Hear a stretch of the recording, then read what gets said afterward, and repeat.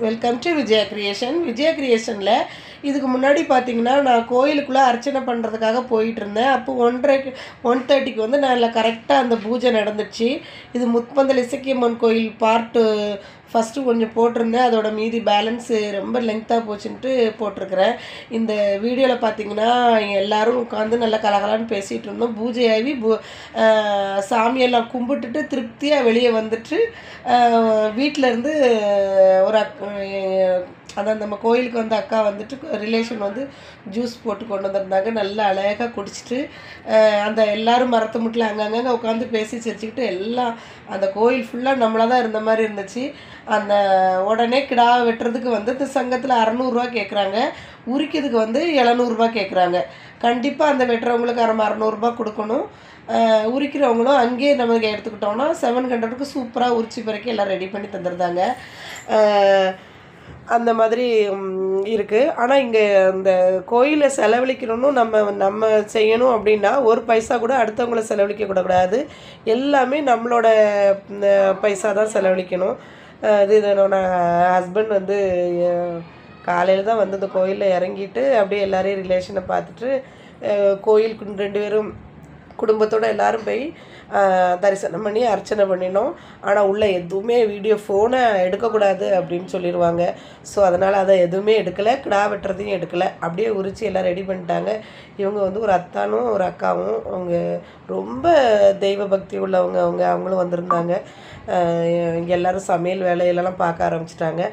இப்போ பார்த்திங்கன்னா இந்த கோயிலுக்கு நம்ம செய்யணும்னு நினச்சோன்னா கிடாவிலேருந்து எல்லாமே நம்ம கைப்பட நம்ம யார் வேண்டியிருக்கோமோ அவங்க தான் செய்யணும். நம்ம பையனுக்கு நம்ம வேண்டியிருக்கோன்னா நம்ம தான் செய்யணும். ₹1 கூட அடுத்தவங்கள செய்ய விடக்கூடாது. அந்த மாதிரி இந்த கோயிலுக்கு நம்ம பார்த்துக்கணும். அப்படியே நம்ம மாமனார், அம்மா, அக்கா எல்லோரும் இருந்தாலும் எது வாங்கினாலும் நம்ம கொடுத்துடணும் பைசா, அவங்கள வாங்க விடக்கூடாது. இது பார்த்திங்கன்னா செம்ம டேஸ்ட்டாக பண்ணியிருந்தாங்க மட்டன் குழம்பு. நான் ஏற்கனவே ரெசிப்பியில் தான் நான் என் சேனலே ஸ்டார்ட் பண்ணேன். இப்போ பார்த்தா அது விலாகாகவே போய்கிட்டுருக்கு. விலாக் போடுறது கொஞ்சம் நல்லா தான் இருக்குது, எல்லாேருக்கும் பிடிச்சிருக்கு. ஸோ அதனால் இப்போ ரெசிபி போட டைம் இல்லை. டெய்லி நல்லா சமையல் பண்ணிக்கிட்டு தான் இருக்கிறோம். பசங்கள்லாம் பிஸியாக இருக்கிறாங்க. ஸோ விலாக்லேயே நம்ம ரன் பண்ணுவோன்னு விட்டுட்டேன்.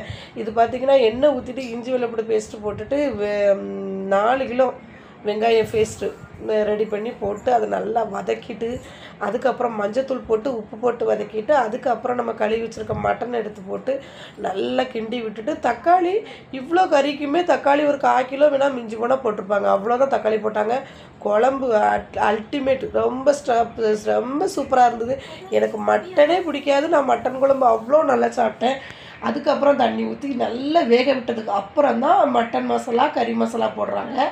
அப்புறம் அந்த மசாலாவை என்ன பண்ணுறாங்க, ஒரு கடாய் பெரிய நல்ல கனமான கடாயில் எல்லா மசாலாவையும் வச்சு நல்லா லைட்டாக ரோஸ்ட் பண்ணிவிட்டு அதுக்கப்புறம் இது உள்ளே போடுறாங்க. பாக்கெட்லேயே வாங்கின மசாலாவாக இருந்தால் பொடியாக இருந்தாலும் சரி, கொத்தமல்லி பொடி, வத்தல் பொடி, மட்டன் மசாலா, கறி மசாலா எல்லாத்தையும் நல்லா லேட்டாக வாட்டிட்டு அப்புறம் போடுறாங்க. இது எல்லோரும் உட்காந்து சாப்பிட்டு முடிச்சுட்டு இளைப்பாறிட்டு இருக்காங்க. நான் லாஸ்ட்டு தான் வந்து உட்காந்து சாப்பிட்டோம். வேனோட டிரைவரு எல்லோரும், எங்கள் அம்மா எல்லோரும் உட்காந்து சாப்பிட்டுட்டு ஏற்கனவே கோயிலில் நம்ம ரிலேஷன் எல்லாருமே சாப்பிட்டதுக்கு அப்புறமும் நிறைய பேர் ஒரு 20 பேருக்கு மட்டன் குழம்பு சோறோட அன்னதானம் எல்லோரும் வெயிட் பண்ணிகிட்டு இருந்தாங்க. அவங்களுக்கும் சாப்பாடு கொடுத்துட்டு போக மீதி இருந்தது.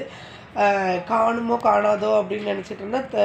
சமையல்காரங்க 40 பேர் தான் சாப்பிட்லான்னாங்க. ஆனால் நிறைய பேர் சாப்பிட்றதுக்கு கறி இருந்தது. அவ்வளோ ஒரு தெய்வ சக்தி தான் சொல்லலாம்.